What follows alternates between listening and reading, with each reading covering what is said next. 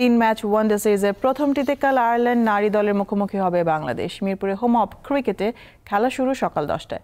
ঘরের মাঠের সুবিধা নিয়ে আইরিশদের বিপক্ষে সিরিজ জয়ের প্রত্যয় বাংলাদেশের মেয়েদের। আগামী বছর ভারতের নারী ওয়ানডে বিশ্বকাপের আগে বাংলাদেশ ম্যাচ খেলবে 6টি, 3টি ঘরের মাঠে আয়ারল্যান্ডের বিপক্ষে, যার প্রথমটি মাঠে গড়াবে বুধবার। এরপর এই সিরিজ শেষ হলে বিশ্বকাপের আগে বাকি 3 ম্যাচ ওয়েস্ট ইন্ডিজের মাটিতে। বিশ্বকাপে সরাসরি খেলতে হলে জ্যোতিষী বাহিনীর কঠিন সমীকরণ মেলাতে হবে। 6 ম্যাচের 5টিতে জিতলেই কেবল সরাসরি খেলার সুযোগ পাবে। এই কঠিন চ্যালেঞ্জ মাথায় নিয়েই মিরপুরে শুরু হচ্ছে আইরিশদের বিপক্ষে 3 ম্যাচের ওয়ানডে সিরিজ।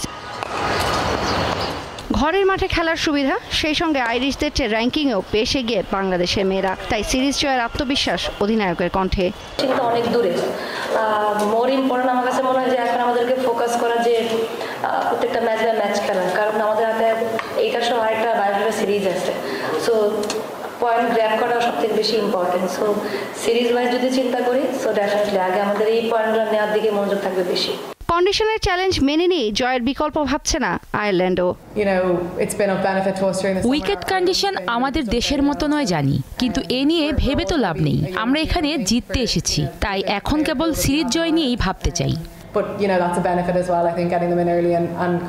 এই সিরিজ দিয়ে 2023 সালের মে মাসের পর টাইগ্রেস দলে ফিরছেন জাহানারা আলম। 15 সদস্যের দলে নতুন মুখ ব্যাটার তাজ নেহার। তৌসিয়া ইসলাম, দীপ্ত স্পোর্টস।